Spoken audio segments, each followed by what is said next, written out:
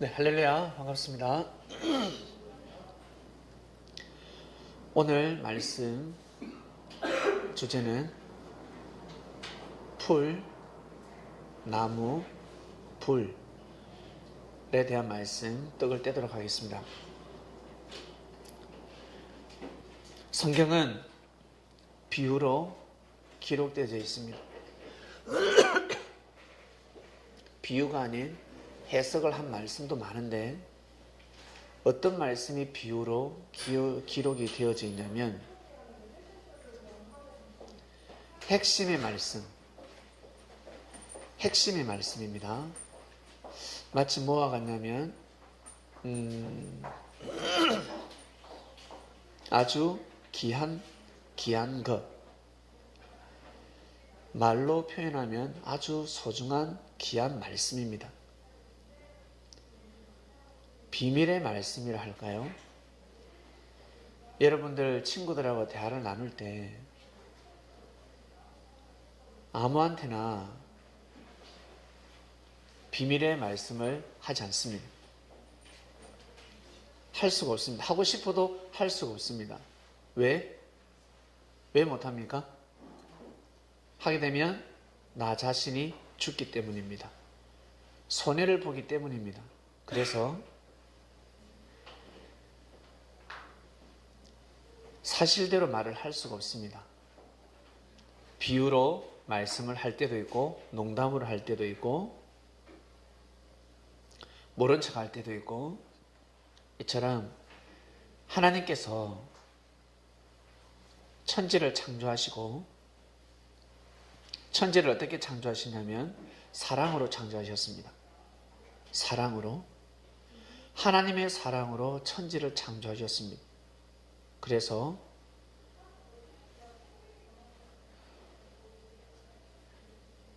좀 말씀해 주세요. 내려가서 좀 통화하시라고.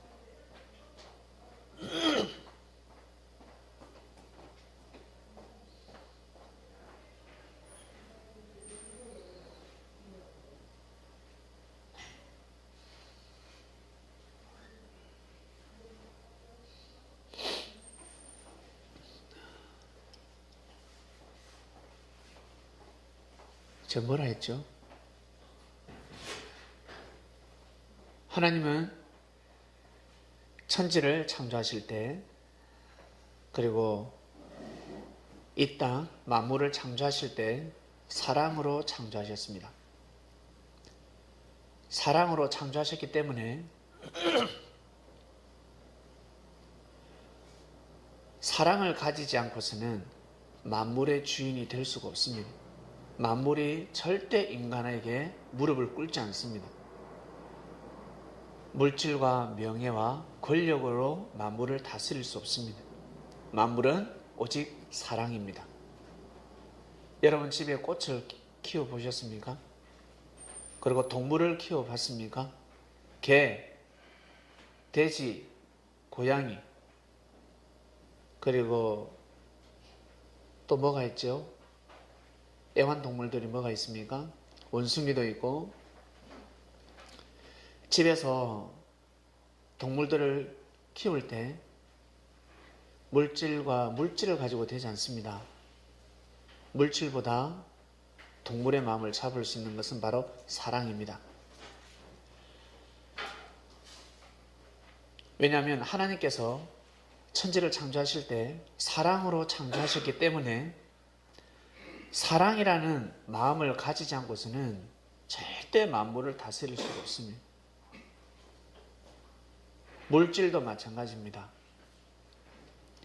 사랑이라는 마음을 가지지 아니하고 물질에 대한 축복을 받게 되면 그것은 화가 됩니다. 화.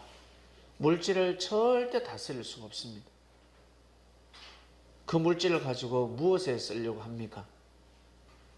나에게 물질이 주어졌을 때 자기부터 생각하는 사람들이 있습니다. 자신만 생각하는 사람이 있습니다. 그런 사람들은 물질 축복을 받게 되면 화를 받게 됩니다. 자신뿐만 아니라 주위에 있는 사람들이 다 망한다는 것입니다. 반드시 이 세상을 살아갈 때 빠지지 말아야 될, 우리가 꼭 알아야 될 말씀이 한 가지 있는데, 바로 하나님은 이 세상을 사랑으로 창조하셨다는 겁니다. 이거 모르는 사람 아무도 없습니다. 하나님은 사랑의 하나님이다. 이 만물은 사랑으로 창조했다. 그것뿐입니다. 거기까지입니다. 그냥 지식이라는 겁니다. 더 이상 그 사랑이 무엇인지, 내가 마음을 어떻게 먹어야 되는지 알 수가 없습니다. 그래서 하나님은 천지를 창조하시고 섭리를 하실 때 사람들에게 시대마다 말씀을 내려주시는데, 아주 중요하고 핵심적인 말씀, 일반 사람이 알면 아니 되는 말씀들이 있습니다. 다른 말로 그 말씀을 가지고 악용하는 사람들, 생명을 죽이는 사람들, 하나님의 뜻을 해방하는 사람들이 있습니다. 그런 사람들은 전혀 모르게끔 말씀을 하셨는데 어떻게? 비유로 말씀하셨습니다. 그 비유를 어떻게 말씀하셨냐면 만물을 들어서 말씀하셨습니다. 그래서 성경에 보면 많은 만물들이 등장합니다. 오늘 여러분들이 배우는 만물은 풀, 나무, 불입니다. 풀, 나무, 불. 하나님께서 풀로서도 말씀하시고, 그 다음에 나무로도 비유하시고, 불로도 비유하셨습니다.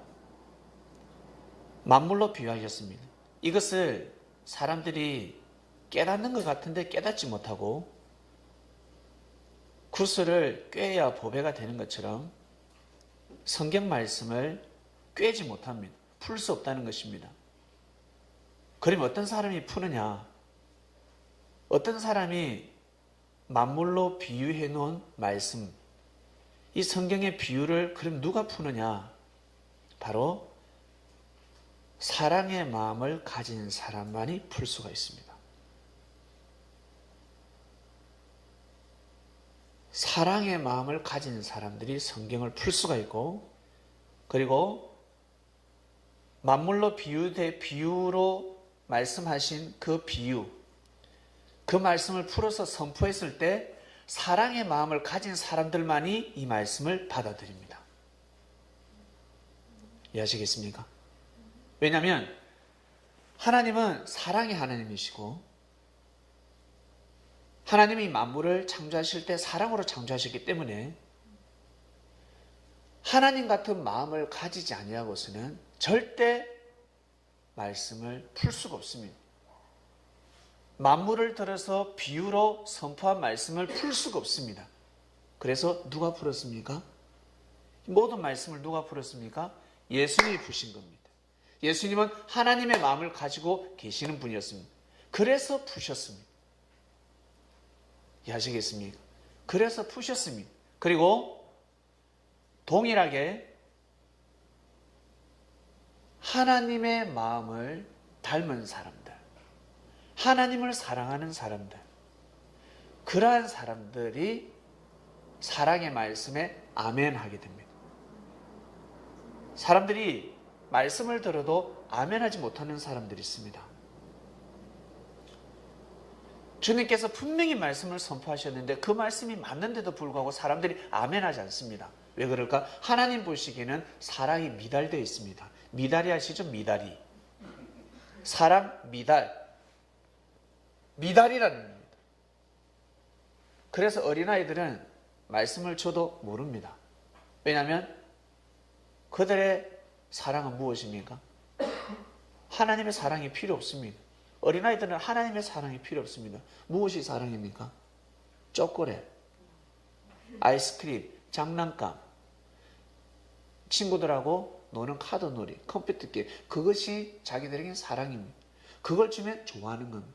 그처럼 나이가 성장했을 때 어른들도 마찬가지입니다. 자기가 원하는 걸 해줄 때 좋아하는 사람, 사랑의 미달이라는 겁니다. 진정한 사랑을 모르고 살아가고 있습니다. 그래서 말씀을 줘도 말씀이 귀하다는 것도 모르고, 이것이 진정 하나님의 사랑이라는 것을 알 수가 없습니다. 우리는 물질이 많으면, 명예가 있고 권력이 있으면, 지식이 뛰어나면 하나님으로부터 사랑받는 자들이라 표현합니다. 절대 그러지 않습니다. 주님의 말씀을 받는 사람들, 진리에 화답하는 사람들, 생명의 말씀에 아멘하는 사람들이 하나님으로부터 진정한 사랑을 받고 살아가는 사람들입니다. 이것이 우리 인생의 핵심입니다. 우리 인생의 중심입니다. 이것을 하나님은 싹 감춰 놓으셨습니다. 지금까지 수많은 공부를 하셨습니다. 성경 공부하니까 어떻습니까? 너무 쉽지 않습니까? 왜 이렇게 쉽냐는 거죠. 이 쉬운 말씀을 왜 몰랐을까? 이 비유를 왜 몰랐을까? 너무 쉽잖아. 하나님은 모든 사람들이 다 알 수 있도록 조금만 마음을 가져도 사랑만 있어도 다 깨우치고 아멘 할 수 있을 정도로 아멘 하게끔 비유로 말씀하신 겁니다. 어렵게 그 누구도 깨달지 못하게 비유로 말씀하신 것이 아니라 어린아이부터 시작해서 어른에 이르기까지 모든 사람들이 아멘 할 수밖에 없도록 너무 쉽게 이해할 수 있도록 만물로 말씀을 하셨다는 거예요. 비유로 말씀하셨다는 겁니다. 그런데 사람들이 사랑을 잃어버리니까 만물을 봐도 깨달음이 없습니다. 만물을 봐도 은혜가 없습니다. 그래서 성경을 보면 감동이 없고 은혜가 없습니다. 너무너무 어렵습니다. 오늘은 풀에 대한 말씀입니다. 시편 103편 15절. 인생은 그날이 풀과 같으며 그 영화가 들의 꽃과 같도다. 세상에 기가 막히지 않습니까? 인생은 그날의 풀과 같다. 풀이래 풀. 그날의 풀. 아침, 점심, 저녁. 소년기, 청년기, 노년기 되면 끝입니다. 그 영화가 들의 꽃과 같도다. 영화가 어떤 겁니까? 여러분 영화 보면 여러분 영화 속에 주인공이 있지 않습니까? 성공하는 주인. 주인공이 모든 영화를 다 누리듯이 모든 영화 영광을 다 받는다는 뜻입니다. 그런데 들의 꽃과 같습니다. 며칠 지나면 들의 꽃이 없어지지 않습니까? 시편 92편 7절. 악인은 풀과 같이 생장하고 죄악을 행하는 자는 다 흥황할지라도 영원히 멸망하리다. 악인들이 풀같이 성장합니다. 근데 죄악을 행하지 않습니까? 근데도 흥하고 있습니다. 잘 되고 있다는 거예요. 그런데 어때? 영원히 멸망을 받는다는 겁니다. 그래서 악인들이 잘 되는 것을 여러분 부러워하지 마시길 바랍니다. 진리를 벗어나서 하나님을 경외하는 삶을 살지 않는 사람들이 잘 된다 할지라도 부러워해서는 아니 됩니다. 곡식보다 잡초, 가라지가 더 잘 자랍니다. 멋있게 자랍니다. 그러나 때가 되면 곡간에 들어갈 수가 없습니다. 그 다음에 이사야 40장 6절에서 8절. 말하는 자의 소리가 가로되 외치라. 대답하되 내가 무엇이라 외치리까. 가로되 모든 육체는 풀이요. 모든 육체는 풀이라 했습니다. 그 모든 아름다운들은 들의 꽃과 같으니. 아름다움이 꽃처럼 사라지지 않습니까? 예, 탱실탱실했던 육신이 이제는 주름이 잡히지 않습니까? 예, 그와 같다는 것입니다. 7절. 풀은 마르고 꽃은 시듬은 여호와의 기운이 그 위에 붐이라. 이 백성은 실로 풀이로다. 이스라엘 백성들을 풀이라 했습니다. 풀은 마르고 꽃은 시드나 우리 하나님의 말씀은 영영이 서리라 하였습니다. 우리의 육신은 꽃과 같이 시들지만 시드는 것이 아니라 우리의 인생은 익어가고 있습니다. 곡간에 들어갈 날을 기다리며 익어가고 있다는 것을 믿으시길 바랍니다. 풀과 같다 했습니다. 풀. 이사야 선지자가 말씀하셨고 시편 누가 썼습니까?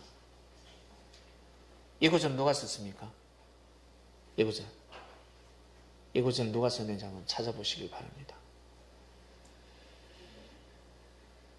자, 그 다음 나무로 넘어갑니다. 인생을 이렇게 풀로 비유했고 그 다음은 나무입니다. 한번 보세요. 이사야 5장 1절에서 2절입니다. 내가 나의 사랑하는 자를 위하여 노래하되 나의 사랑하는 자의 포도원을 노래하라. 나의 사랑하는 자에게 포도원이 있으며 심히 기름진 산이로다. 땅을 파서 돌을 제하고 극상품 포도나무를 심었도다. 그 중에 망대를 세웠고 그 안에 술틀을 팠었도다. 좋은 포도나무 맺기를 바랐더니 덜 포도를 맺혔도다. 야, 이게 무슨 뜻일까? 이사야 선지자가 비유로 말씀을 선포했는데 현재 이스라엘 백성들 영적 상황을 말씀했습니다. 포도원은 어디에 있습니까? 포도원은 이스라엘입니다. 이스라엘을 뜻하고 극상품 포도나무를 심었습니다. 극상품 포도나무를 심었는데 근데 좋은 포도를 맺기를 바랬는데 무슨 포도가 덜 포도가 맺혔습니다. 먹을 수 없는 포도가 열렸다는 것입니다.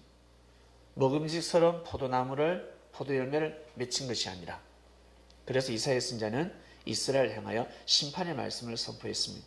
이러면 너희들 하나님한테 심판받는다. 우상을 숭배하지 말라. 율법 위에 서라. 마음의 중심을 잡아라. 방탕한 생활 하지 마라. 서로 미워하고 서로 투기하고 서로 죽이지 마라. 누명 씌우지 마라. 시기하지 마라. 살인하지 말라. 말씀을 선포했습니다.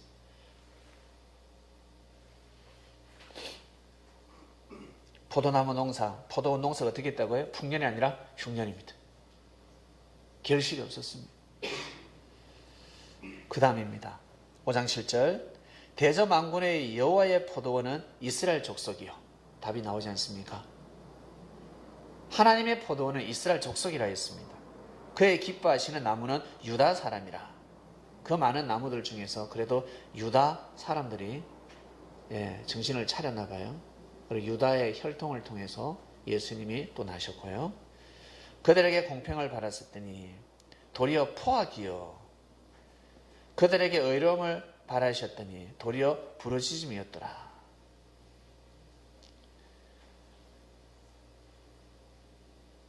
하나님은 이스라엘을 포도원이라 했습니다. 그리고 하나님이 기뻐하시는 나무는 유다 사람이었습니다. 그래서 유다 사람에게 공평을 바랬는데 도리어 포악했고 그들에게 의로움을 바라셨더니 도리어 부르짖었다 했습니다.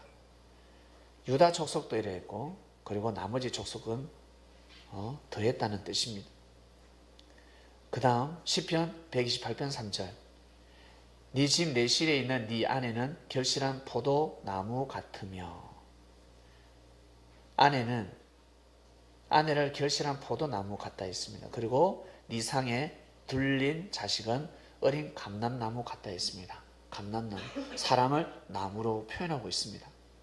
자식들을 감람나무로 하고 부인을 포도나무로 하고 그리고 포도원을 이스라엘 족속이라고 비유하고 있습니다. 그 다음 스가랴 11장 2절 너 잣나무여 곡할지어다. 나무가 어떻게 곡을 합니까? 나무가 어떻게 곡을 할 수 있을까? 너 잣나무여 곡할지어다. 백향목이 넘어졌고 아름다운 나무가 헤밀렸다. 바산의 상수리 나무여 곡할지어다. 무성한 살림이 엎어졌도다. 이것을 풀 방법이 있겠습니까? 비유라는 것을 모르면 풀 수가 없습니다. 잣나무가 곡합니다. 왜? 백향목이 넘어졌으니까. 믿음의 조상들이 넘어지고 있습니다.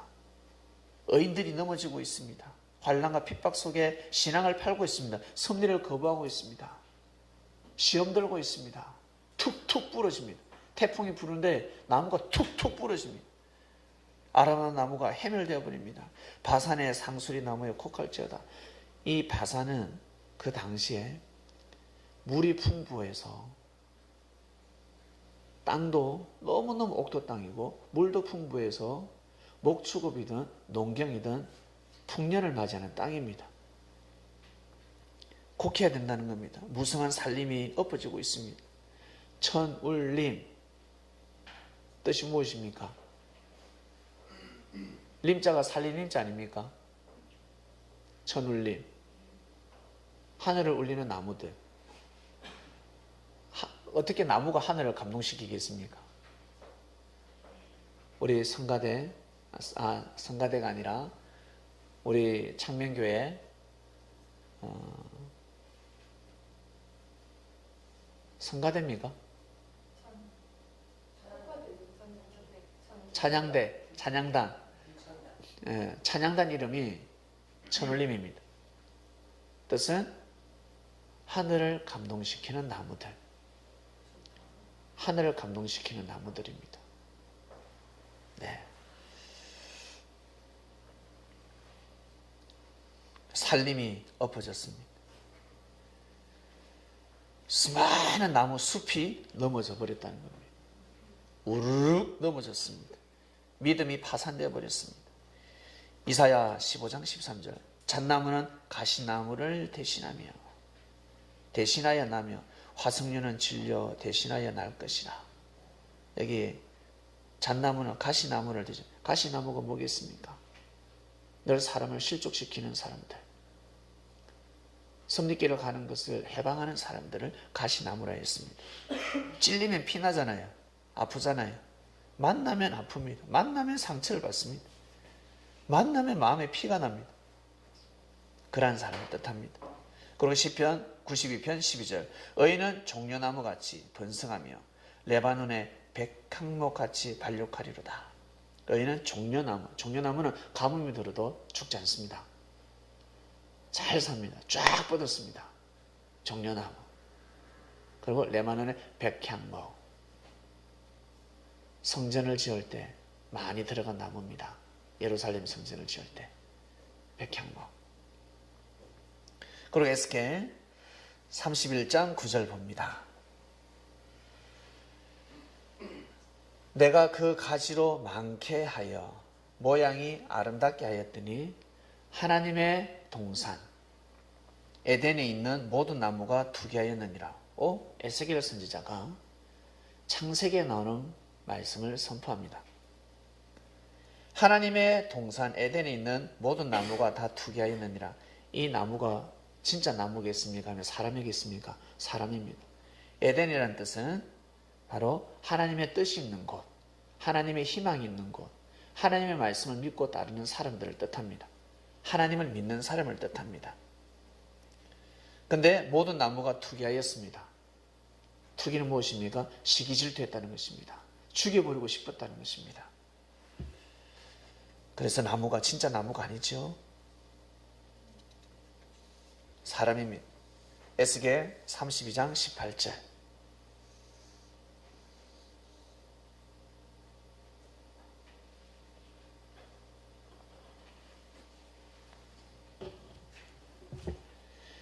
에스겔 32장 18절 9절 한번 찾아주시겠습니까? 이 구절이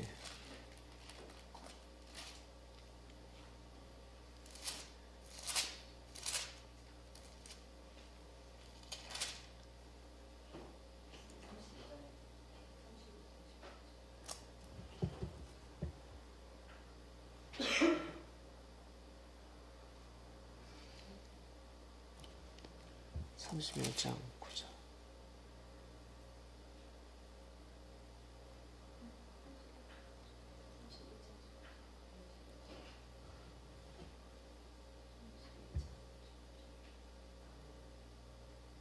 예.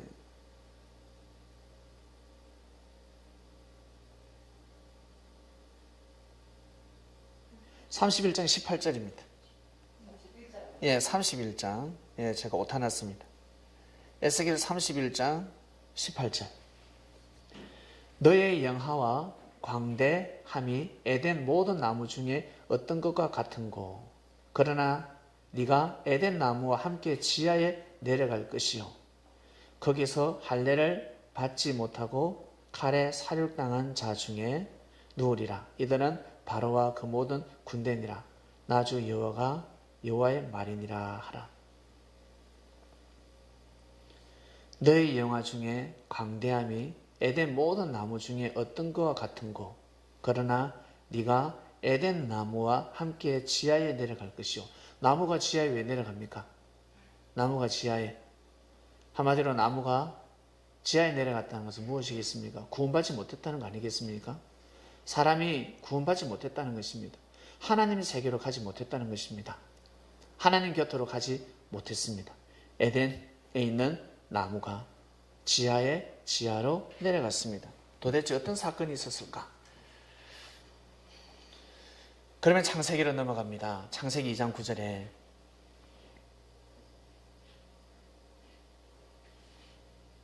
여호와 하나님이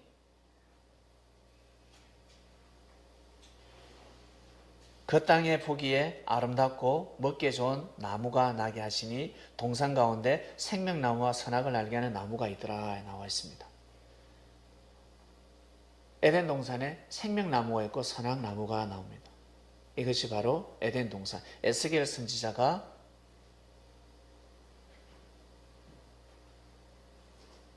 말씀한 나무들입니다. 도대체 이 나무들이 무엇일까? 무엇일까? 말씀 처음 들으신 분들은 기도해 보시고 우리 말씀 들으신 분들은 아마 이해하실 겁니다. 이게 무슨 뜻인지 이미 알고 계십니다.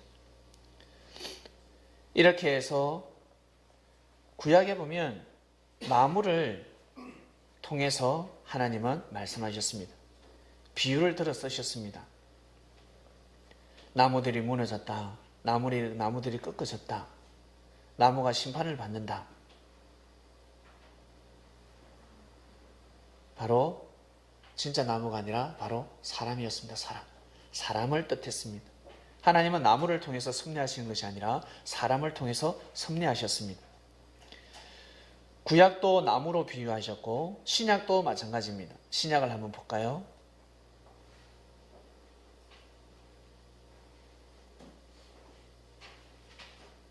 마태복음 7장 15절에서 19절입니다. 거짓 선지자들을 삼가라. 양의 옷을 입고 너에게 나오나 속에는 노략질하는 일이라 하였습니다. 거짓 선지자들입니다. 거짓 선지자들은 하나님의 말씀을 선포하는 자들입니다. 그런데 하나님의 말씀을 하나님을 거부하는 말씀이 아니라 하나님은 믿게 하되 그 당대 섭리를 거부하게 하는 사람들입니다. 하나님의 이름으로 마치 모세 때 출애굽하면 아니 된다. 애굽에서 하나님을 섬기면 된다라고 하는 사람들이 거짓 선지자들입니다. 예수님 시대 때 예수님을 믿지 않고 그냥 하나님을 섬기면 된다라고 하는 자들이 거짓 선지자들입니다. 예수님이 메시아가 아니다라고 하는 자들이 거짓 선지자들입니다. 예수님이 전하는 말씀은 섭리가 아니다. 그건 진리가 아니야 라고 하는 사람들이 거짓 선지자들입니다. 하늘이 보시기엔 그렇습니다. 거짓 선지자들을 삼가라. 양의 옷을 입고 너에게 나오나 속에는 노략질하는 일이라. 그의 열매로 그들을 알지니 가시나무에서 포도를 또는 엉겅퀴에서 무화과를 따겠느냐.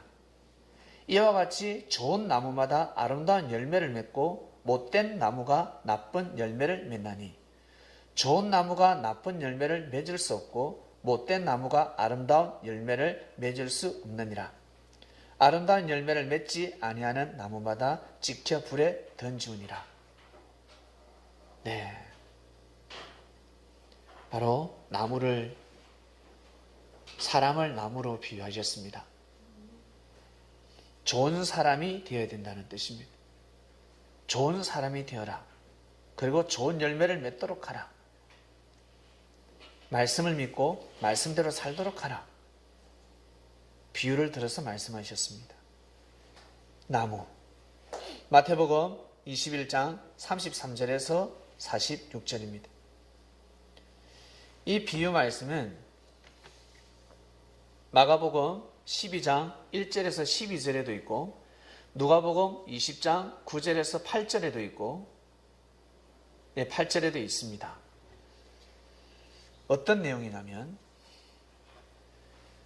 다시 한 비유를 들으라. 한 집 주인이 포도원을 만들고 산울로 두르고 거기 적잖은 구유를 파고 망대를 짓고 농부들에게 세를 주고 타국에 갔더니 실과 때가 가까움에 그 실과를 받으려고 자기 종들을 농부에게 보냈다. 농부들이 종들을 잡아 하나는 심히 때리고 하나는 죽이고 하나는 돌로 쳤거늘 다시 다른 종들을 처음보다 많이 보내니 저에게 그렇게 하였는지라. 후에 자기 아들을 보내어 가로되 저희가 내 아들을 공경하라 하였더니 농부들이 그 아들을 보고 서로 말하되 이는 상속자니 자 죽이고 그 유업을 차지하자. 이에 잡아 포도원 밖에 내어 쫓아 죽였느니라. 그러면 포도원 주인이 올 때에 이 농부들을 어떻게 하겠느냐. 저희가 말하되 이 악한 자들을 진멸하고 포도원은 제때에 실과를 바칠 만한 다른 농부들에게 새로 줄지니라. 예수께서 가라사대 너희가 성경의 건축자의 버린 돌이 모퉁이의 머릿돌이 되었나니 이것은 주로 말미암아 된 것이요 우리 눈에 기이하도다 함을 읽어본 일이 없느냐.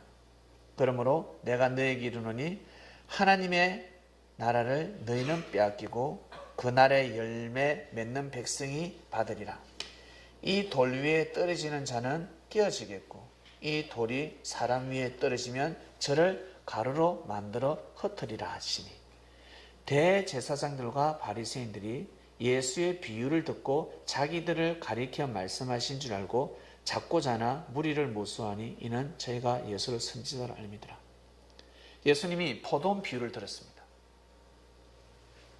포도원은 이스라엘을 뜻합니다. 여기에서 주인은 하나님을 뜻하고 하나님이 포도 농사를 지었다는 겁니다. 이스라엘 가운데 하나님이 승리를 하셨다는 겁니다. 맡기고 타국에 갔습니다. 그러다 종을 보냈습니다. 종을 보냈는데 종을 어떻게 해요? 돌로 쳐 죽였습니다. 그리고 또 돌을 또 보냈습니다. 종들을 구약의 선지자들입니다. 하나님 시대마다 하나님은 선지자를 보냈습니다. 이스라엘에는 포도 농사를 지었습니다. 조금 전에 이스라엘 구약 우리 성경 구절을 보았는데 이스라엘을 포도원이라고 성경 기록하고 있습니다. 구약 때 이미 이스라엘 족속을 포도원이라 했습니다. 그래서 예수님이 율법 말씀을 그대로 인용해서 지금 비유로 말씀하시는 겁니다. 이미 구약 때부터 선지자들 계속 보내왔다. 이 땅에는. 그런데 너희들 계속 죽이지 않았냐. 오는 종들마다 다 죽였다. 선지자들은 너희들 다 죽었다. 그러다가 때가 되면 아들을 보낸다. 아들을 보냈다. 근데 이 농부들이 보니까 아들이니까 이 포도원의 상속을 누가 가져가요? 아들이 가져간다는 거예요. 그래서 자들을 죽이자. 자들을 죽여야 됩니다. 포도원 밖으로 내어 쫓아 죽여버렸다는 거예요. 쫓아내는 것도 모자라서 죽여버렸습니다. 그러면 주인이 왔을 때는 어떻게 하겠냐? 이 포도원을 너희들한테 주겠냐? 어떻게 하겠냐? 심판한다는 거예요. 하나님 심판해버리지 않겠냐? 지금 너희들이 그런 짓을 하고 있다라고 예수님이 비유로 말씀하셨습니다. 그러니까 대제사장들이 바리새인들이 예수님 하시는 말씀을 비유로 말씀하시는데도 불구하고 이들이 다 깨닫고 있는 겁니다. 깨닫는 겁니다. 왜? 이들은 율법 말씀을 너무 잘 아니까. 율법 말씀을 너무 잘 알고 있었기 때문에 예수님이 비유로 말씀하시는데도 불구하고 이들은 알아요. 예수님이 깨우쳐 주지도 않았는데 풀어주지도 않았단 말이에요. 풀어주지도 않았는데 비유로 쭉 말씀하시는데 이 대제사장이나 바리새인들이 예수의 비유를 듣고 자기를 가리켜 말씀하신 줄 알고 때려 죽이고 싶었다는 거예요. 그런데 무리들이 모여드니까 무서워서 예수님이 해하지 못했다고 성경 기록하고 있습니다. 포도원은 바로 이스라엘이었습니다. 참 기가 막힌 비유를 말씀하셨습니다. 그리고 요한복음 15장 1절에서 6절입니다. 내가 참 포도나무요. 예수님 자신을 또 참 포도나무로 하고 있습니다. 내 아버지는 농부라. 여러분 어디 가서 하나님은 농부라 하면 대화가 됩니까? 아마 이 참남하다 그럴 거예요.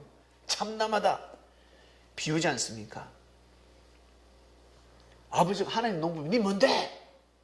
나는 포도나무입니다. 하나님이 나를 기르십니다. 창조하셨고 키워주고 계십니다. 대화가 안 됩니다. 비유를 모르는 사람들은.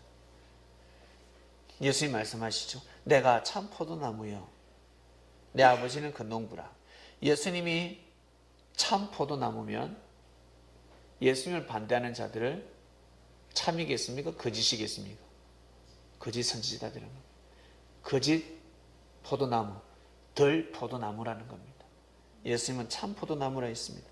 무릇 내게 있어 과실을 맺지 아니하는 가지는 아버지께서 이를 제해버리시고, 무릇 과실을 맺는 가지는 더 과실을 맺게 하려 하여 이를 깨끗게 하시니라. 예수님이 포도나무입니다.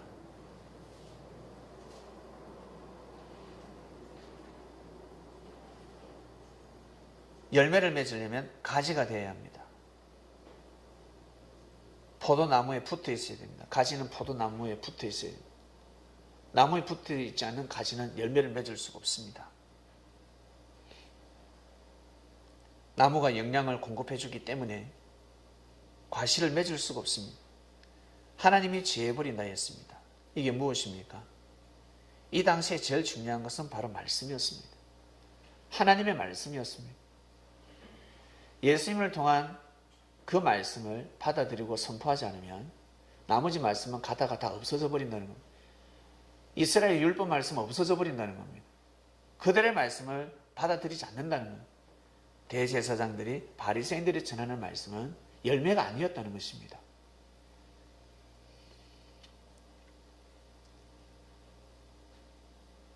너희는 내가 일러준 말로 이미 깨끗하였으니 내 안에 거하라.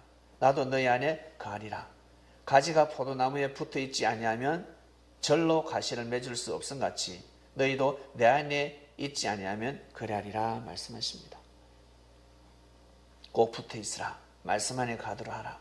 나는 포도나무요 너희는 가지니 저가 내 안에 내가 저 안에 있으면 이 사람은 과실을 많이 맺나니 나를 떠나서는 너희가 아무것도 할 수 없습니다. 예수님을 떠나서는 인생을 제대로 살 수가 없습니다. 그리고 맛있는 인생이 될 수 없습니다. 물질이 없는 사람, 명예가 없는 사람들도 예수님을 만나서는 맛있는 인생을 살아갔습니다. 희망을 가졌습니다. 떠나서는 살 수 없다 했습니다. 사람이 내 안에 거하지 아니하면 가지처럼 밖에 버리어 말라지나니 사람들이 이것을 모아다가 불에 던져 사르니라. 주님에게 말씀을 배워서 마음판에 새기지 않고 살아가면 사람들한테 이리 치고 저리 치고 내 이용만 당하다 끝난다는 것입니다. 예수님이 속 이야기를 하셨습니다. 아주 깊은 말씀을 하셨습니다. 이 말씀의 뜻을 모르는 사람들은 자기 인생에 예수님은 전혀 상관이 없습니다. 예수님은 상관없는 사람입니다. 왜? 그냥 사람으로 보니까 예수님이 전하신 말씀이 어떤 말씀들인데 그가 전한 말씀은 우리 삶을 자유롭게 하는 말씀입니다. 예수님 말고는 그런 말씀을 선포할 사람이 없습니다. 이 지구촌은 선포를 못합니다. 진정한 하나님이 어떠한 분인지, 하나님이 어떻게 섭리를 하시는지 선포할 자가 없습니다. 그래서 2000년 동안 기독교 역사가 이어지고 있고 다시금 1000년 동안 가는 겁니다. 믿습니까? 다시 가는 겁니다. 자, 그 다음 마태복음 3장 10절입니다. 이미 도끼가 나무 뿌리에 놓였으니 좋은 열매 맺지 아니하는 나무마다 찍어 불에 던진다 했습니다. 여기서 이 나무가 무엇이겠습니까? 진짜 나무가 아니지 않습니까? 바로 사람입니다. 좋은 열매를 맺지 못하는 나무 찍힌다는 겁니다.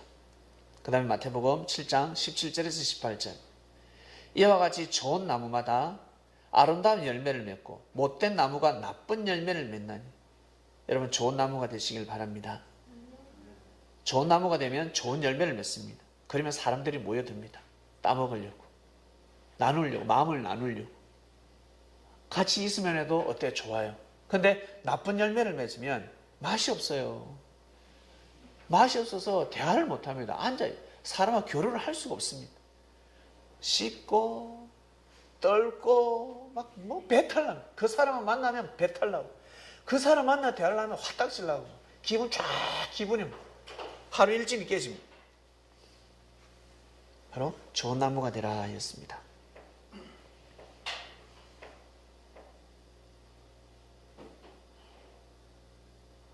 시간이 지나면 여러분 눈으로 보게 될 건데, 야, 저 친구는 결혼할 수 있을까? 근데 말씀으로 좋은 나무가 돼가지고 결혼합니다. 앞으로 그런 사람 많습니다. 근데 야, 저 사람은 결혼 잘하겠다. 근데 갈수록 결혼을 못해. 안 돼요. 나쁜 나무니까. 나쁜 나무 만나면 만날수록 아닌 겁니다. 아니다. 마태복음 24장 32절에 33절. 무화과 나무의 비를 비워라. 그 가지가 연하여지고 잎사귀를 내면 여름이 가까운 줄 아나니. 이와 같이 너희도 이 모든 일을 보거든 인자가 가까이 곧 문 앞에 이른 줄을 알라. 무화과 나무는 계절 섭리에 따라서 바뀝니다. 계절이 바뀌면 이파리가 바뀝니다. 이처럼 인자가 왔다는 것입니다. 때가 이르렀다. 이 말하는 자체가 이미 때가 이르렀다는 것입니다. 역사가 새롭게 시작되고 있다. 구약에 예언된 자가 이미 왔다. 인자가 왔다. 라고 말씀하시는 겁니다. 무화과 나무 비유를 비워라. 이스라엘을 무화과 나무로 비유하고 그 시대의 때를 무화과 나무로 비유했습니다. 자연의 섭리. 자연의 섭리가 오면 어떻습니까? 잎사귀가 바뀌지 않습니까? 그처럼 이스라엘 백성들이 무르익었다는 겁니다. 이제는 받아들여야 될 때가 왔다는 거죠. 그런데 결국 또 못 받아들입니다. 요한계시록 22장 14절 마지막 나무 본문입니다. 그 두루마기를 빠는 자들은 복이 있나니. 이 빤다고 하니까 무식한 놈들은 빨래하는 줄 압니다. 옷을 빤다고. 그 두루마기를 빠는 자들은 복이 있으니 이는 저희가 생명나무에 나아가며 문들을 통하여 성에 들어갈 권세를 얻으려 함이라. 이거 비유를 보면 풀 수가 없습니다. 두루마기는 여러분들이 입고 있는 옷, 바로 의를 뜻합니다. 의의 행식. 목욕탕에 가면 누가 누군지 아무도 알 수가 없습니다. 노숙자가 들어와도 저 사람이 명예가 있는 사람, 권력이 있는 사람, 저 사람이 어떠한 사람인지, 경찰인지, 군인인지, 의사인지 알 수가 없습니다. 옷을 다 벗고 있으면 알 수가 없습니다. 알 길이 없습니다. 아무리 관상을 봐도 저 사람이 의사인지, 얼굴을 보면 저 사람이 판사 같아. 그런데 배를 보면 판사가 아니야. 안 맞아요. 머리부터 발끝까지 보는데 찾아낼 길이 없습니다. 근데 옷을 입으면 이제 알게 됩니다. 옷을 딱 갖춰 입으면 어떤 사람인지. 바로 저기서 두루마기는 의를 뜻합니다. 의의 행식. 두루마기를 빠는 자는 복이 있나니 회개하는 사람들은 복이 있습니다. 회개가 무엇입니까? 울고불고 짜고 하는 것이 회개가 아닙니다. 자기가 잘못한 것을 인정하고 뉘우치는 사람들입니다. 그런 사람들은 복이 있습니다. 저는 설거지할 때마다 항상 두루마기를 빱니다. 제가 위에서 지내고 있는데 한 몇 번을 이야기했습니다. 설거지 쌓아두지 말자. 먹은 거 치우자. 했는데 그대로 있더라고요. 그러면 더 이상 말은 못하는 겁니다. 그래서 계속 더 이상 이야기하면 내가 잘못된 사람이 되는 겁니다. 그래서 이제는 보면 설거지합니다. 이놈들 왜 안 치웠지? 하지 않습니다. 내가 할 일이구나. 나보고 하라는 일이구나. 아직 이 친구들이 못하구나. 왜? 저도 젊었을 때는 설거지 못할 때도 있었으니까. 너무 바쁘니까, 젊음이 좋으니까 설거지할 시간이 없습니다. 이제는 나이가 들으니까 이제는 싱크대 앞에 가만히 서 있는 겁니다. 그래서 이제는 설거지하는 겁니다. 설거지할 때 어떤 마음으로? 회개하는 마음으로, 뉘우치는 마음으로. 그리고 내가 이 시간 내가 생각나는 사람들을 위해서 빌어줍니다. 죄를 대신 사하는 기도를 해줍니다. 하나님, 그 친구가 생각이 납니다. 이 그릇을 깨끗이 씻듯이 그 형제의 두루마기를 빨게 해주세요. 제 할 일이라는 거죠. 여러분들도 삶을 살아가시면서 두루마기를 빨 때가 있습니다. 꼭 빠시길 바랍니다.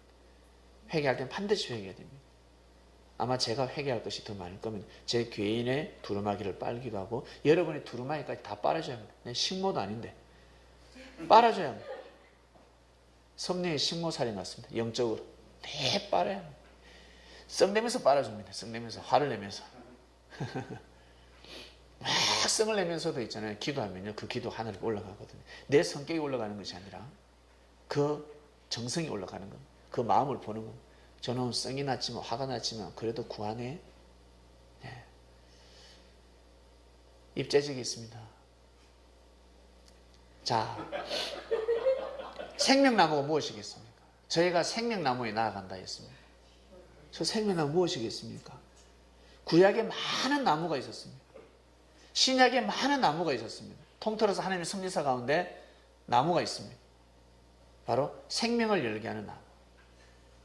장난하지 말고 생명을 열게 하는 나무가 있습니다. 바로 생명나무입니다. 죽은 나무가 아닙니다. 바로 누굽니까? 바로 예수님입니다. 예수님은 죽은 나무가 아닙니다. 생명나무입니다. 생명나무를 통해서 성에 들어갈 건데 저 성은 무엇입니까? 바로 옛날에는 성이라고 그래요. 옛날에는 지금은 성이라고 표현하지 않습니다. 옛날에는 성에 늘 들어가고 싶었습니다. 거기 누가 사니까? 임금이 사니까. 성에만 들어가면 모든 사람들이 다 살 수 있으니까. 내 가족도 살고 내 가문도 다 먹고 살 수 있으니까. 그래서 옛날에는 그 왕의 궁에 들어가려고 했잖아요. 궁녀가 되려고 그랬잖아요. 들어가면 가문이 어떻게 해요? 천민에서 바뀌어버립니다. 다 먹고 삽니다. 그래서 꼭 저기에 들어가야 되는데 가문을 바꿀 수 있으니까. 그래서 저기에 성으로 기록되어 있는데 저 성은 하나님 계신 곳입니다. 하나님 계신 곳. 천국입니다. 여기서는 천국인데 여러분 나중에 그곳에 가서 천국이라 하지 않습니다.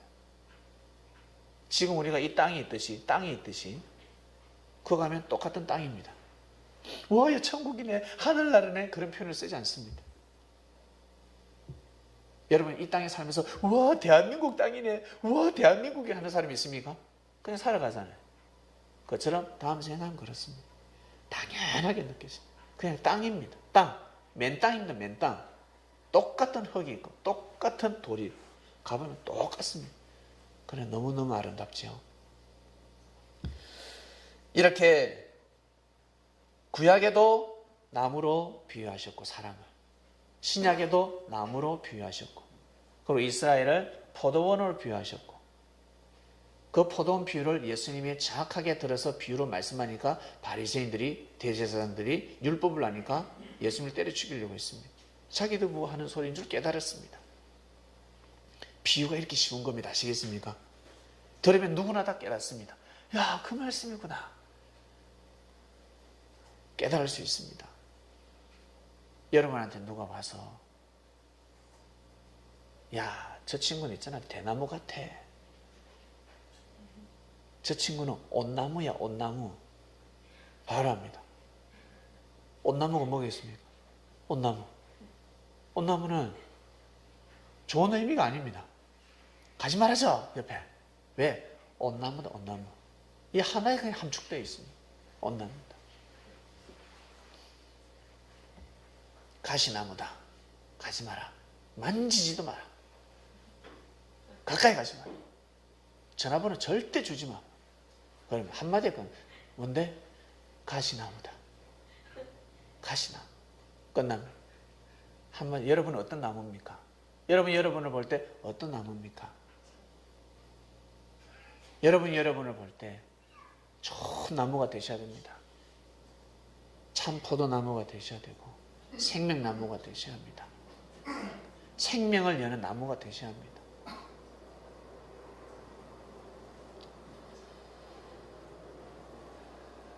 자, 그 다음입니다. 그 다음 불입니다. 불. 여러분 잘 아시다시피 불. 이사야 66장 15절에 16절. 보라, 여호와께서 불의 옹이 되어 강림하시리니 그 수레들은 회리 바람 같으리로다. 그가 혁혁한 위세로 노를 베푸시며 맹렬한 화염으로 견책하실 것이다. 이사야 선지자의 말씀을 보면 끔찍스럽습니다.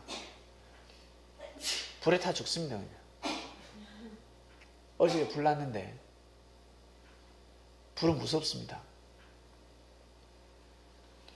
불 난 거 보셨습니까?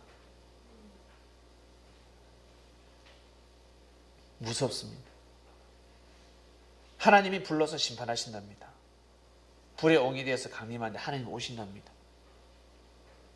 그래서 지금도 하나님을 기다리고 있습니다. 불심판하는 하나님을 기다리고 있습니다. 16절 여호와께서 불과 칼로 모든 혈육에게 심판을 베푸신즉 여호와께 살육당할 자가 많으리니 한 손에는 불을 들고 한 손에는 칼을 들고 심판을 합니다. 생명들이 죽습니다. 많은 사람들이 죽는다고 합니다. 성경에 기록되어 있습니다. 이사야는 대선지자입니다. 이 예언을 믿을 수밖에 없습니다.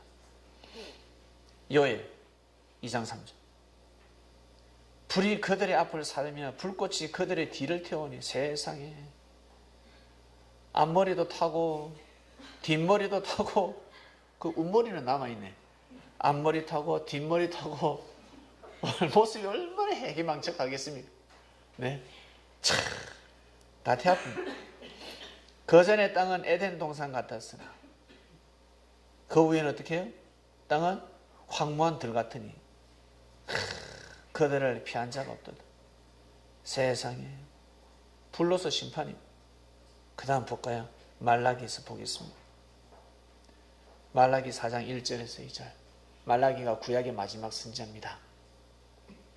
마지막 선지자. 만군의 여호와가 이르노라. 힘도 없습니다. 말라기 이제 말라가지고 너무 많은 말씀을 선포해가지고 이제는 말할 기운도 없습니다. 잘 먹어야 이야기할 수 있는데 선포도 제대로 못합니다. 만군의 여호와가 이르노라. 격렬한 풀무불 같은 날이 이르리니 교만한 자와 악을 행하는 자는 다 초계가 될 것이. 세상에 격렬한 풀무불. 이 지금을 표현하면 용광로와 같습니다. 들어가면 죽습니다. 격렬한 풀무불 같으리니 교만한 자는 악을 행한 자는 초계가 다 쪼개버립니다. 죽인다는 겁니다. 야, 참 무섭습니다. 이런 말씀이 성경에 기록되어 있습니다. 그래서 불로서 심판하는 하나님을 기다리고 있었습니다. 불로서 심판하는 하나님을. 누가? 이스라엘 백성들. 우리 민족은 전혀 기다리지 않았습니다. 우리 조선에 있는 사람들, 고려 땅 있는 사람들 기다렸습니다. 대고구려가 기다렸습니까? 우리는 전혀 상관이 없는 민족이었습니다. 근데 이스라엘 백성들은 하나님이 온다고 믿고 있었습니다. 하나님이 온다. 하나님이 오신다. 우리 불교에서는 미륵불이 온다 그랬잖아요. 이 땅에서 미륵불이 온다. 다시 미륵불이 온다 라고 했습니다. 그리고 또 도교입니까? 어디입니까? 그는 정도령이 온다고 했죠. 정도령이 온다고 그랬습니다. 그렇게 온다고 믿고 있었지. 우리는 하나님이 와서 불로서 심판한다는 건 전혀 없습니다. 불로서 심판은. 근데 이스라엘 백성들 믿고 있었습니다. 말라기 선지자가 말씀을 선포하고 나서 400년 동안 말씀이 없었습니다. 400년 동안. 축소하면 하루에 들어 사흘날 3일 반, 한때 두때 반때 동안 말씀이 없었습니다. 그리고 등장한 자가 있는데 누구냐면 세류안이었습니다. 세류안이가 하나님의 섭리는 이 땅에서 일어난다고 증거했고 그 뒤에 누가 오셨습니까? 바로 예수님이었습니다. 예수님이 불이 무엇인지를 가르쳐 주셨습니다. 누가복음 12장 49절 내가 불을 땅에 던지러 왔느니 이 불이 이미 붙었으면 내가 무엇을 원하리요? 라고 말씀하셨습니다. 내가 불을 땅에 던지러 왔습니다. 누굴 대신해서? 하나님을 대신해서. 내가 불을 땅에 던지러 왔느니 이 불이 이미 붙었으면 내가 무엇을 원하리요? 불을 땅에 던졌는데 불이 붙는다는 뜻입니까? 안 붙는다는 뜻입니까? 안 붙는다는 뜻입니다. 붙지를 않는다는 겁니다. 왜 안 붙을까? 왜 안 붙을까? 여러분, 왜 불심판한다 하셨을까? 하나님께서. 하나님이 오시면 왜 불심판한다고 자꾸 말씀하셨을까? 심판을 그냥 불심판하지 말고 물심판을 하든가. 또 뭐 있죠? 그 바람 심판을 하든가. 태풍 심판을. 왜 불심판을 하였을까? 바로 하나님은 구약에 사람들을 나무로 비유하셨기 때문에 그렇습니다. 나무로 비유하셨기 때문에. 이스라엘 족속을 포도나무라고, 포도원이라고 그랬습니다. 살림이라고 표현했습니다. 그렇기 때문에 불로서 심판한다고 말씀하시는 겁니다. 내가 불로서, 왜? 사람을 나무로 비유했으니까. 나무에 불 띵기면 끝나는 거잖아요. 불. 그러면 그 불이 도대체 무엇인지. 예수님이 방화범이었습니까? 아니잖아요. 일반 사람 포도밭에 가가지고 나무 풀딩 가는 사람 아니었잖아요. 베드로 보고, 베드로야, 오늘 저 대제사장 집에 포도밭을 싹 쓸어버려라. 불 지펴버려라. 그냥 다 태워버려라. 저 지금 곡식 추수를 앞두고 있는 바리새인, 저 사울 봐라. 저 사울 저거 머리 아프다. 밭에 논에 가서 곡식을 불살질러 버리라. 그러지 않으셨습니다. 내가 불을 땅에 던져 놨느니 이 불이 이미 붙었으면 내가 무엇을 예수님 어떤 일을 하셨습니까? 말씀을 전하셨습니다. 불은 이 땅을 밝힙니다. 더러운 걸 태웁니다. 불이 없으면 살 수가 없었습니다. 예수님은 이 세상을 밝게 하러 오셨습니다. 그리고 이 땅에 더러운 것을 태우러 오셨습니다. 그래서 말씀을 불로 비유한 겁니다. 불이 진짜 불이 아니라 바로 말씀이었습니다. 야고보서, 예수님을 통해서 말씀을 배운 제자들이 곳곳에 기록을 남기죠. 야고보서 뭐라 했습니까? 혀는 곧 불이요 불의 세계라. 혀는 우리 지체 중에 온몸을 더럽히고 생의 바퀴를 불사르나니 그 사르는 것이 지옥불에서 나느니라. 여러분, 저놈은 전 귀신이 안 잡아가 뭐하노 그러잖아요. 저 뭐하노 저놈. 뭐 때문에? 눈빛 보고 귀신이 안 잡아가냐 합니까? 아니면 뭐 때문에? 혀 때문에 그러죠. 저 혀를 잘라라. 저 혀를 잘라라 그러지 않습니까? 차라리 혀를 잘라라. 이런 표현도 씁니다. 농담삼아도 씁니다. 혀는 곧 불이요. 말 잘못해가지고 뺨 맞아 보셨습니까? 말을 잘못하면요 심판받습니다. 말을 잘해야 합니다. 말을 잘해야 합니다. 말은 곧 불이요. 혀는 곧 불이요. 혹시 혀 없이 말하는 사람이 있습니까? 할 수가 없습니다. 혀는 곧 불이요. 불의 세계라. 말씀의 세계라. 우리 지체 중에서 온몸을 더럽히는 것은 바로 무엇입니까? 말입니다. 여러분의 삶을 더럽히는 것이 무엇입니까? 말입니다. 말. 이것이 지옥불에서 나느니라. 그 사는 것이 지옥불이라 했습니다. 하나님 은혜가 없어져 버린다는 겁니다. 성령의 불이 사라져 버리는 것입니다. 누가복음 3장 16절 요한이가 모든 사람에게 대답하여 가르되 나는 물로 세례를 주지만 나보다 능력이 많은 신이 오는데 나는 그 신들매를 풀기도 감당치 못하겠노라. 당시에 종들이 주인의 신발을 신어주고 묶어줬습니다. 세례요한은 나는 그에게 신들매 풀기도 감당하지 못한다는 거예요. 예수님 신에 손을 댈 수가 없다는 겁니다. 바로 신발을 다른 말로 사명을 뜻합니다. 그는 성령과 불로 너에게 세례를 주신다 했습니다. 성령은 무엇입니까? 하나님의 사랑과 하나님의 사랑. 하늘의 사랑이 아시겠습니까? 하늘의 사랑과 불은 뭐? 말씀. 한 손에 복음 들고 한 손에 사랑을 들고 여기서 나온 겁니다. 성령은 사랑을 뜻하고 불은 말씀을 뜻합니다. 이걸 가지고 오셔서 세례를 준다. 나는 물로 세례를 주지만 물로 왜 세례를 주셨을까? 세례하는 왜 물로 세례를 줄까? 양심을 있으라. 야, 마음을 좀 씻으라. 양심이 있어야지. 그래야 주님을 맞이하지. 그 뜻입니다. 양심 없는 자가 오면 그 당시 때는 침내지 않습니까? 푹 들어갑니다. 푹 넣어가지고 안 뺍니다. 물 좀 더 먹고 올라가면 누르고 올라가면 누르고. 요한복음 12장 48절 나를 저버리고 내 말을 받지 않은 자는 자를 심판할 리가 있으니 곧 나의 한 그 말이 마지막 날에 저를 심판하리라. 바로 말씀입니다. 말씀 심판을 뜻합니다. 그런데 예수님만이 이 말씀을 풀어준 것이 아니라 이미 구약 때 답이 다 풀려져 있었습니다. 이게 구슬이 띄엄띄엄 떨어져 있으니까 꿰를 수가 없었습니다. 볼까요? 예레미야 5장 14절.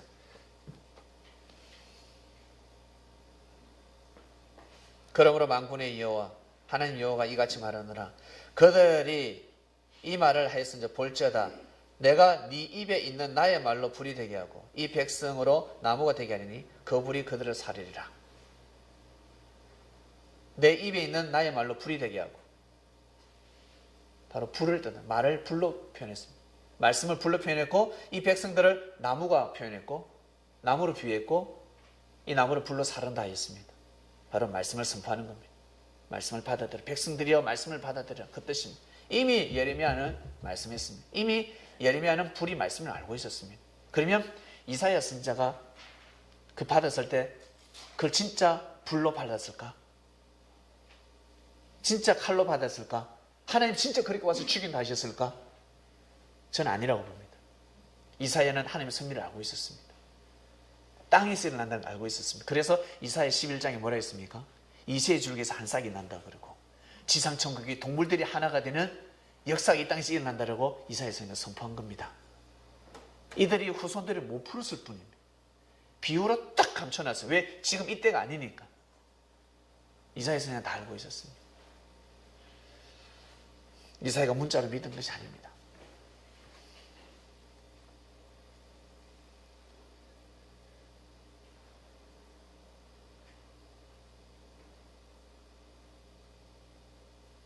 예레미야 23장 29절입니다. 나 여호와가 말하노라 내 말이 불같지 아니하니. 이미 예레미야는 알고 있었습니다. 내 말이 불같지 아니하니. 불심판이 바로 하나님 말씀 심판이구나. 야, 말씀을 안 지키니까 사람들이 하나님에게 심판을 받은 것처럼 바로 불심판은 바로 말씀이었구나. 그리고 하나 더 볼까요? 23장 29절 보면 반석을 쳐서 부서진 방망이 같지 않은 방망이를 뜻하면 또 말씀을 방망이를 뜻했습니다. 신명기 33장 1절에서 2절 하나님의 사람 모세가 죽기 전에 이스라엘 자손을 위해서 축복해 줍니다. 일러스되 여호와께서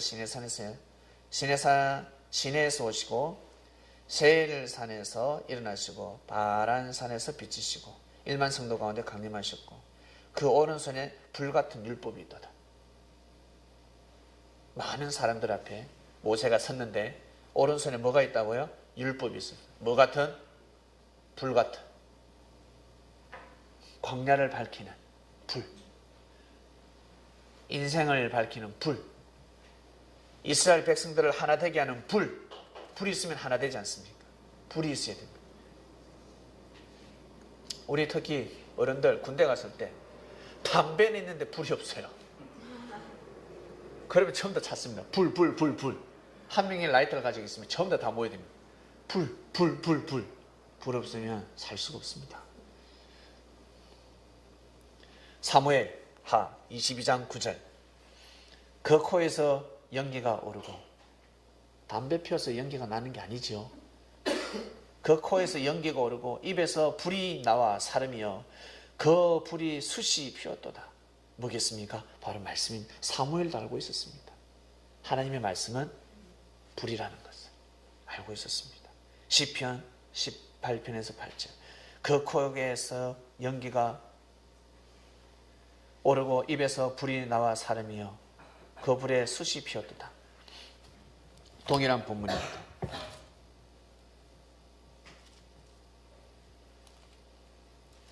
맞아요. 동일한 본문은 맞아요. 18편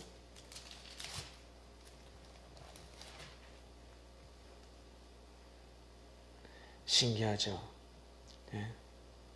다윗이 그대로 어떻게 이 사무엘이가 선포한 말씀이잖아. 사무엘이 선포한 말씀을 그대로 인용합니다. 그대로 기록되어 있습니다. 사무엘 하에 기록되어 있는 말씀과 시편에 기록되어 있는 말씀이 똑같습니다. 사무엘이가 다윗이 누가 세웠으면 누가 기름 부어줬습니까? 사무엘이잖아요. 사무엘 선지자. 그죠? 다윗한테 기름 부어줬잖아요. 이 말씀을 다 배운 거야. 다윗이. 사무엘을 통해서 율법을 중심해야 된다는 것을. 하나님의 말씀을 중심해라. 그러면 이스라엘이 강대국이 된다. 이렇게 가르쳐 준 것입니다. 자, 예레미야 봅니다. 예레미야 애가 1절에서 13절. 왜 애간 줄 아세요? 예레미야가 슬퍼서 울었어요. 애가 타더라. 애가 타더라 울면서 쓴 겁니다. 왜? 왕들이 저렇게 죽고 이스라엘 백성들이 저렇게 죽을 운명이 아니었으니까. 하나님의 말씀을 안 들어가지고 누구 말? 예레미야 말을 안 들어서 다 죽게 했습니다. 노아 말 안 들어가지고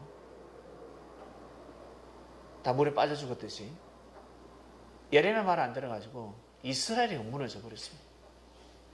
왕이 눈알이 빠져버리고 백성들이 다 잡혀가고 여성들이 다 끌려가 남자들이 다 죽어나와 처참한 이스라엘이 되어버렸습니다. 눈물이 나죠. 위에서부터 나의 골수에 불을 보내어 이기게 하시고 나의 골수에 불을 보냈습니다. 여러분 골에다가 불을 보냈습니다. 뭐겠습니까? 불이 말씀이지 않습니까? 야 우리 골 아프다 그러지 않습니까? 골수에 불을 보냈습니다. 바로 말씀이 내려왔습니다. 하나님의 말씀이 내려왔습니다. 그런데 그 말씀을 받아들이지 않았습니다. 이렇게 성경에 예언되어 있는 불심판은 바로 진짜 불이 아니라 말씀이었습니다. 구약에 불심판한다. 이사야 선지자를 통해서 요엘 선지자를 통해서 말라기 선지자를 통해서 하나님 오시면 불심판한다 했는데 바로 예수님 오셔서 불심판은 바로 말씀심판, 진리심판이었습니다. 진리심판을 하신 것입니다. 그리고 또 성경에 신약에 불심판이 기록되어 있습니다. 그러니 구약을 못 푸니까 신약을 못 푸는 겁니다. 풀 수가 없습니다. 우리는 이제 비유를 하니까 데살로니가후서 2장 8절을 보아도 베드로후서 3장 7절에서 18절을 보면 이제 이 말씀이 다 풀리는 겁니다. 한번 볼까요? 데살로니가후서 2장 8절. 그때에 불법한 자가 나타나니 주 예수께서 그 입의 기운으로 저를 죽이시고 강림하여 나타내심으로 배하신다 했습니다. 예수님의 입의 기운으로 죽입니다. 저 입의 기운이 무엇이겠습니까? 말씀이죠. 말씀입니다. 입의 기운. 입의 기운. 우리 그러잖아요. 친구들끼리. 저는 입심씨다. 저 입의 기운이 강하다. 바로 말씀입니다. 예수님께서 말씀으로 다시금 나타나신다는 겁니다. 베드로서 3장 7절. 이제 하늘과 땅은 그 동일한 말씀으로 불사르기 위하여 간수하신 바. 이미 답이 나와 있죠. 동일한 말씀으로. 동일한 진리로 불심판을 합니다. 섭리를 하십니다. 경건치 아니하는 사람들마다 심판과 멸망의 날까지 보존하여 두신지라. 사랑하는 자들아 죽게는 하루가 천년 같고 천년이 하루 같은 이 한 가지 잊지 말라. 주의 약속은 어떤 이의 더디다고 생각하는 같이 더딘 것이 아니라 오직 너희를 대하여 오래 참으사 아무도 멸망치 않고 다 회개하게 이르기를 원하시느니라. 그러나 주의 날이 도적같이 오리니 그날에는 하늘이 큰 소리로 떠나가고 체질이 뜨거운 불에 풀어지고 땅과 그 중에 있는 모든 일이 드러나니 이것을 가지고 불심판한다고 또 믿고 있습니다. 예수님이 오시면 불심판한다고 믿고 있습니다. 우리는 이 구절이 너무 쉽지 않습니까? 너무 쉽게 풀립니다. 그전에는 우리도 못 풀었잖아요. 우리가 이 불을 알기 전에는 못 풀었습니다. 너무너무 어려운 구절이었습니다. 근데 알고 보니까 너무 쉽습니다. 이 모든 것이 이렇게 풀어지니 너희가 어떠한 사람이 되어 마땅하냐. 거룩한 행실과 경건함. 하나님의 날이 임하기를 바라보고 간절히 사모하라. 그날에 하늘이 불에 타서 풀어지고 체질이 뜨거운 불에 녹아지려니와. 하늘이 불에 타서 풀어집니다. 세상에. 하늘에서 진리 말씀이 내려온다는 것입니다. 우리는 그의 약속대로 의에 거하는 바 새하늘과 새 땅을 바라보도다 하였습니다.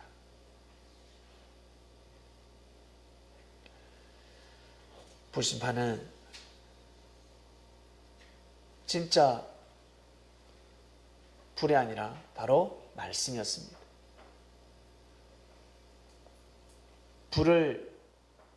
말씀을 불로 비유한 특징이 있는데 첫 번째 뭐겠습니까? 사람은 불이 없으면 살 수가 없습니다. 불 없으면 못 삽니다. 그리고 불은 재창조의 의미를 가지고 있습니다. 재활용을 하지 않습니까? 용광로에 숟가락이 그리고 쇠, 자전거라든지 노, 철 같은 게 들어가면 밥그릇이 돼서 나옵니다. 재창조의 의미를 가지고 있습니다. 그리고 더러운 것을 태웁니다. 소각시킵니다. 불이 없으면 이 땅이 깨끗해질 수가 없습니다. 밥도 못 해먹고 아무것도 해먹을 수가 없습니다. 불은 이 세상을 밝힙니다. 이렇게 불의 특징이 너무 많습니다. 불이 없으면 살 수가 없습니다. 그래서 불을 말씀으로 비유한 겁니다. 말씀으로 세상을 밝히고 우리의 더러운 마음들을 태웁니다. 옳고 그름을 가르쳐 줍니다. 말씀을 들으면 양심이 살아납니다. 양심을 가지고 삶의 질서를 바로잡습니다. 어떤 말을 해야 되는지, 내가 어떤 말을 하고 살아가야 되는지, 어떠한 마음을 먹고 살아가야 되는지를 알게 됩니다. 그리고 어떠한 불을 던져야 되는지, 복의 말씀을 던지는지 아니면 화라는 말씀을 던지는지, 사람에게 이로운 불을 던지는지 아니면 해로운 불을 던지는지 이제 알게 되는 겁니다. 내가 지금까지 왜 하는 일마다 안 됐을까? 왜 사람들이 내 옆에서 떠나갈까? 나는 사람들하고 사귀면 왜 이렇게 자꾸 끼어지지? 나는 사람하고 친하면 안 되겠구나. 조금만 친해야 되겠다. 말 때문에 그렇습니다. 말을 어떻게 하냐에 따라서 사람들의 마음을 나누기도 하고 사람들의 마음을 닫게도 합니다. 말을 어떻게 하십니까? 평소에 내가 어떻게 말을 하는지, 긍정적인 말을 하는지 아니면 부정적인 말을 하는지, 형제의 장점을 말하는지 아니면 단점을 말하는지, 아니면 배려하는 말을 하는지 아니면 평가하는 말을 하는지, 덕 있는 말을 하는지 아니면 잔소리를 하는지, 실없는 말을 하는지 잘 한번 생각해 보셔야 됩니다. 나의 운명을 바꾸고 싶다. 저는 이렇게 살고 싶지 않습니다. 저는 정말 기쁨의 삶을 살고 싶습니다. 행복한 삶을 살고 싶습니다 하는 사람들은 혀를 금하시면 됩니다. 말을 안 하면 됩니다. 말을 많이 안 하면 됩니다. 말을 하다 보면 싸우지 않습니까? 말을 안 하면 됩니다. 그냥 미소만 지으면 됩니다. 한 달만 미소만 지으면 그 사람의 몸값은 지금보다 10배는 뛸 겁니다. 여러분의 몸값 지금보다 10배는 뜁니다. 감정을 참고 화가 나더라도 짜증이 나더라도 형제의 단점이 보이더라도 그냥 넘어가는 겁니다. 하늘 앞에 맡기는 겁니다. 하나님이 보고 계시니까 아시겠지. 믿음의 눈으로 바라보고 가게 되면 모든 것이 이미 해결되어 있습니다. 그리고 내가 이미 성장해져 있습니다. 내가 이미 수준이 높아져 있기 때문에 더 이상 부딪힐 일이 없습니다. 바둑 4단, 5단은 바둑 1단을 가지고 놉니다. 처음엔 지지른 것 같죠? 바둑 1단에 이긴다고 막 온갖 힘을 다, 이야, 이분 이기겠다, 내기하자 그러거든요. 져줘요. 처음에는 밥값 서로 내기하다가 져주다가 이제 핸드폰 하나 사주길 알았지? 자, 각서 쓰자. 됐어. 이길만 하거든. 5단은 못 샀었는데. 결국 어떻게? 이겨버리잖아요.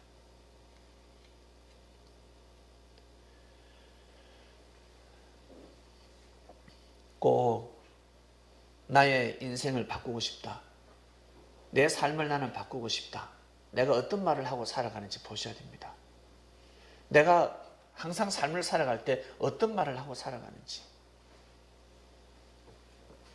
기도를 왜 하십니까? 기도를 왜 하십니까? 최고의 기도는 마음을 비우는 겁니다. 내 생각을 비우고 하나님의 섭리를 받아들이는 겁니다. 그것이 최고의 기도입니다. 하나님의 뜻을 받아들이는 기도가 최고의 기도입니다. 자연의 섭리를 받아들이듯이 하나님의 섭리를 받아들이는 기도가 최고의 기도입니다. 그래서 예수님 시대 때 최고의 기도는 바로 주기도문이었습니다. 먹고 마시고 애 낳고 출세하고 취직하고 그런 기도는 기도가 아니라는 거예요. 하늘에 계신 우리 아버지여, 이름이 거룩히 여김을 바라시오며 하늘의 뜻이 땅에서 이루어진다는 그 기도, 시험 들지 않게 해달라는 기도, 현재 내가 일용할 양식이 있는 것만으로도 감사하는 그 기도, 그 기도가 최고의 기도였습니다. 당대의 섭리를 받아들인 기도가 최고의 기도입니다. 그리고 그 말씀에 아멘하는 마음이 최고의 기도입니다. 그래서 기도를 하는 겁니다. 여러분 어떤 기도를 하십니까? 어떤 기도를? 나 용돈이 떨어졌습니다. 돈이 없습니다. 열심히 살아보세요. 돈이 안 채워지는가? 기도하지 않아도 옵니다. 희한하게 사람을 통해서 옵니다. 하나님은 역사하십니다. 그것을 구할 것이 아닙니다. 먼저는 내가 하늘 앞에 마음이 온전하게 서 있는지 그 기도부터 하셔야 됩니다. 말씀을 내가 받고 있는지, 말씀의 가치를 알고 있는지, 섭리의 가치를 알고 있는지, 그 기도가 더 중요한 기도가 될 것입니다. 오늘 말씀은 풀, 나무, 불 말씀을 배웠습니다. 왜 성경에 나무로 비유해 있는지, 사람을 나무로 왜 나무로 비유했고, 그리고 이스라엘 족속을 포도원으로 비유했는지 이제 아시겠습니까? 하나님은 불로서 역사하시기 때문에 그렇습니다. 불로서 태워버리기 때문에. 불에 제일 타는 것이 무엇입니까? 나무지 않습니까? 나무가 제일 잘 탑니다. 그래서 예수님이 말씀하시잖아요. 내가 땅에 불을 던지러 왔노니 이 불이 이미 붙었으면 내가 무엇을 원하리요? 나무들이 축축하게, 불이 붙지 않습니다. 축축합니다. 꿉꿉합니다. 자, 기도하고 마치겠습니다.